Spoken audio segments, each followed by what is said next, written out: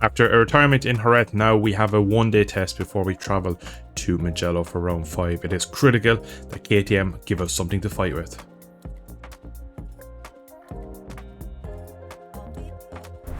So the test on Monday went surprisingly well. KTM have brought quite a few upgrades, some electronics, slight tweak to the trellis frame, and overall a much more powerful engine. So in practice on Friday, I was very keen to be behind riders. We're here behind Jack Miller on the V4 Yamaha. Probably not the best Yamaha rider to be behind as he brakes so bloody late.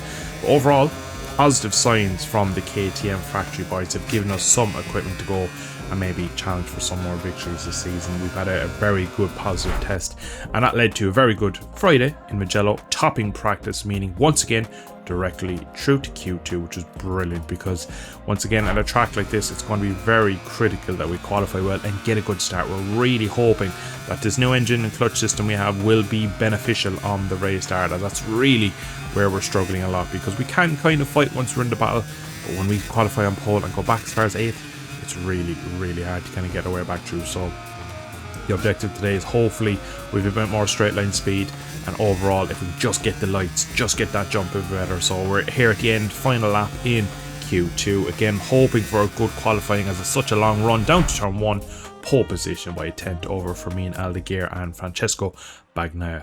It's time for the sprint, and I'm really looking forward to this because I felt like a couple of times in practice I was able to overtake people in a straight line. 5 red lights, away we go. And you know what? Best start to the season so far. Dropped down to P4 momentarily, cut across the nose of Pecco on the factory Ducati. Into turn 1 we come. Just rolling a little bit deep, taking myself out, let's not get skittled by someone going for a bit of a Hail Mary into turn 1. And somehow we're in P3. This is unknown territory to me in the first few corners, be this high up on the racetrack. And I actually feel a little bit like I'm out of position, I'm too far forward, I'm a bit clunky. You can see here on the outside, Pecco Bagnaia just releases the brake, rolls around the outside, the king of Mugello in recent times on the factory Ducati, showing me how it's done. So we're really just trying to get up to speed here. Now in the sprint we did go soft as was recommended to the team. Unfortunately that just still doesn't give me good balance on this bike, but later on in the race we were hoping that maybe when the tyres go down we might have something for these front guys. But it's critical that in the first few laps we just basically hold position, don't make mistakes, and see if we can stay with these front guys. The fact we've now managed to get away with the top guys, we must just sit in now and see can we just tick off a few laps and then try and challenge for a podium. Marc Marquez had a rough little weekend so far, qualified only like 7th, so ahead of him at the moment, championship leader. We will be taking points off him. We jump here now at the end of lap 1, and we're finally going to see in practice what our new KTM engine in the RC16 looks like. When we're in the slipstream of Pecco, we are gaining slightly, and we make one hell of a mistake here. We brake so late, we just release the brake a touch, go up the inside. There was a small rub on the factory Ducati man. Thankfully he just picks up, runs us a little bit wide, and we go for a little lunge back up the inside of Fabio Di Giannantonio, but the Aprilia just turns over me as he has the inside. Next right hander, we're going out to the end of the lap and really pushing on here to try and get back with Di Giannantonio, and the Aprilia man at home on a factory Aprilia for the first time really is trying to catch the podium just like me. So be very interested to see, as the Aprilia is one of the quickest bikes out there, if we can actually even pass him, if we can stick with him. Remember back to Brazil, as we pull out of the slipstream, just pretty equal now, aren't we? We kind of hold our position, we get just around the outside. Again, very late in the break, we have a quick look to our right to see where the Aprilia man is, but he just has a much better line. We're on the outside, it was always going to be very difficult to get that move done. So unfortunately, once again, just struggling now with getting the bike stopped. So we've an extra bit of speed, which for me has actually made the bike just a little bit harder to get pulled down to an apex. We're really struggling in this race with the whole weekend really with turn 1, and like previously I probably could have let the brake off there, but I just don't have the front end feeling, especially with the soft front tire. It just doesn't give me everything. So cutting out to the end of this lap, and we're going for a bit of a different line, go for a real cut back, try and square off the factory Aprilia man. If we can get a good run out of the corner, you can see now we're about 2 or 3 bike lengths behind into the slipstream. Mirror single maneuver, out left we go. We actually get him before the line, which would be brilliant if we could do that in the last lap. So again, brake super deep this time. I try and move across on him when I brake just to squeeze him. Unfortunately we get it all wrong, out onto the Tricolore, and very close to ending my sprint in the gravel at turn 1. Now lap 5, penultimate lap of the race, we have caught back up. Again, our pace when we clear track is very good. just don't feel like I can outbrake them in the way I'd like that. See, we fly through Biandetti 1 and 2 and now all over the back of Di Giannantonio. It looks like today podium probably isn't on the cards, considering we're now just about to start the final lap. We go really wide, try and get a cutback again, but he kind of defends the inside, so we just try and whack on the power around the outside, and we get it just a bit ahead of him. At this point, no one's a slipstream, this is just raw power. We get to the line first as we start the last lap, and that's kind of a critical thing for me. Is like, right, if I can get out of the corner as good as him, I should hold my own to turn 1 basically and keep the lead across the line. So that was the hope really. So unfortunately, deep into turn 1 again, just bike with these soft tires just has a tendency to push in a bit more. So that'll be something in the main race I'll look to rectify with the mediums, as I'll feel a lot more confident in pushing up. At this point, I knew I felt if I could just get it close enough to him in the last sector, I was pretty good, and there was a chance I could have something for Di Giannantonio and claim fourth. And this by far has been my best sprint of the season so far. Even be battling near the podium. I can still see P1 as well, only a couple of seconds up the road. This has really been a positive race for me. It's kind of shown that KTM have listened, they have brought me some parts, and we now maybe can potentially fight, because the sprints have never been my strong point as we go for a really audacious move around the outside on Arrabbiata 1, but the Aprilia man has the line into Arrabbiata 2. Now we're running out of corners to get this move done. I'd like to be ahead of him into the final corner if possible. It's Scarpria there, just didn't pull down again, just didn't have the kind of tyre underneath me to pull it down. But we're still in a decent enough position here to kind of get this move done. We're really deep into the Ducati corner, so far out into the long lap loop, but I know I can get the run through Biandetti, and if I can get that, we might have something from the final corner. Once again, bouncing across the curb, taking so much curb. Great run with luck to the inside, and again, just don't have the confidence on the brake, so we're going to just release the brake, run it in a touch deeper than him. And now it's all about getting the run to the line. If we can just square him off, which we've managed to do, and we're ahead of him now, out onto the curb. Curb just kills our drive slightly, and it looks like the Aprilia man might have the run. Again, he just appears at the last second. And across the line, it looks like we have pretty much dead heat. But unfortunately, Di Giannantonio by about half a tenth has taken P4. But anyway, P5, brilliant result. And after that race, I really felt like come Sunday, we have a chance to take the #1 spot. I was really looking forward to this main race. So coming to the main race now, it was really just got to make sure clean start, which it looks like we have done once again. Aldeguer takes the lead early, but Pecco gets a brilliant start from behind, and that takes the lead into turn 1. That's one of the Aprilias, but thankfully they all kind of bunch up. I get a good run down into turn 1, but again, we're just running in a bit hot. Just don't want to be on the inside for turn 1, as that's where all the drama can happen. But we have actually fallen back to P4, so again, decent start, but we were just hoping if we get away with mainly Pecco, as that guy looks like he has the pace. But straight away we feel a lot better on these medium tyres, and into the first left-hander we just released the brake just like Pecco did to us around Jorge Martin. Brilliant move up into P3 now, and this is exactly where we need to be. We're on the back already of Fermin Aldeguer, our rival, so we really just look to sit in now, like I said, in the sprint. 12 lap race here, long race. Let's just tick off the laps, build into it nice and steady, and see where this race brings us. We're not really trying to win the race on this first lap. We know a long race here at Mugello. It's going to take time really to get up to the front guys if we can do. We're all over the back of Aldeguer at the moment. It looks like we are a bit more racy than he is. At the moment, my fear really is, can Pecco escape? He didn't really do it in the sprint, so I'm kind of hopeful on these medium tyres that as the race goes on, we should potentially have something for him in the latter stages. But so far, lap 1, brilliant start, got away past Martin, kept myself out of trouble, and we're on my preferred tyres now. So really for me, like I said, just about managing now. We just need to sit in, make sure the gap in front does not grow above a second and a half, because there is parts of this track like Biandetti 1 and 2 we just fly through here. It really sets us up into a brilliant position for this final corner. So again, this might be critical later in this race if we can set up a move into that final corner. It looks like the two Ducatis in front, as you'll see here on the straight, have a bit more than the Aprilia straight line speed, so it's going to be even harder for us to pass them into turn 1. Aldeguer in the slipstream of Pecco, and me kind of roughly behind again, not really gaining anything on him.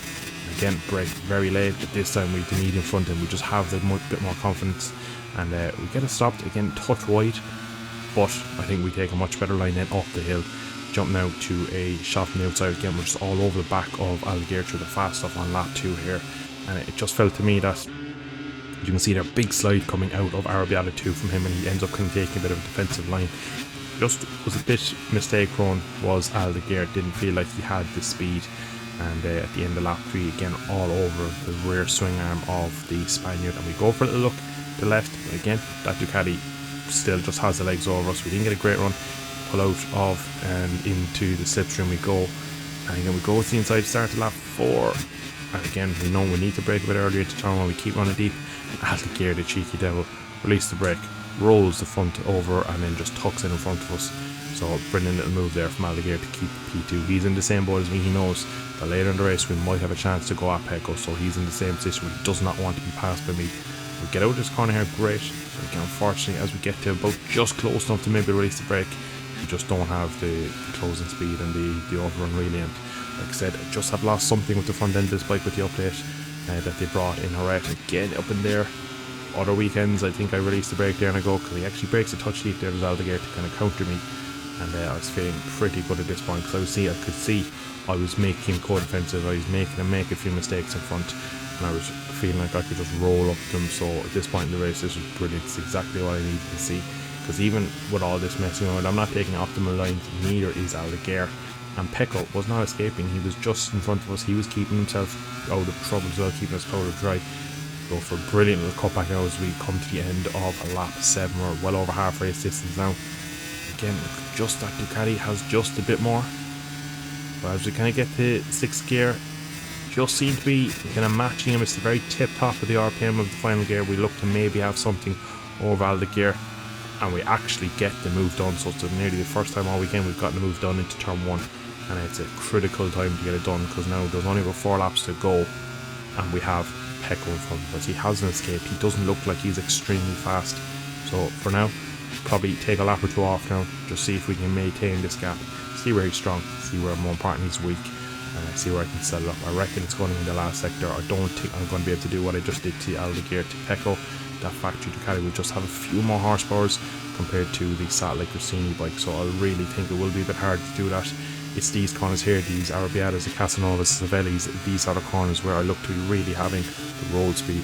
But we jump now to the end of this lap and really in the slipstream, and it looks like he might be a bit sandbagging, because that bike does not look that fast in a straight line. Onto lap 11 we go. There's a yellow flag behind, I don't know what it is. We kind of go to the inside, defend it pretty aggressively, but unfortunately we just want to touch wide. But luckily enough, he does not strike back, so maybe he just wants to look at me here on this penultimate lap, just wants to have a little look, see where I'm strong, see where I'm weak. So I was pretty happy to kind of sit in now and see where I could maybe hopefully pull away a bridge of gap. You can see right out the edge of the curb, really pushing the boundaries and really late into this hard left hand. We go actually touch deep, which then sacrifices our run into the right hander, and we actually get a smack from behind, and that is Pecco. He goes for a bit of an interesting move, to be honest. I don't know what he tried, but made me spin up massively, and unfortunately that's cost us to run down into Casanova and Savelli, and that's let Pecco back into the lead. So half lap until we start the last lap. It's not in a great position now, because he's after putting about a second there, and that a mistake from a little bump and run he did. So I'm going to really have to push on this last sector through Corontaio, Biandetti, just to kind of get myself back into position. And at this point I was thinking to myself, Aldeguer is still sitting there, like another mistake, and I'm back down to P3. So we have managed to just get onto the back of him for this final corner once again. Biandetti is absolutely key. We run it wide, thinking, now run it wide, get the slipstream, see what we can do with the turn 1. But there comes Aldeguer on the Grissini out of nowhere.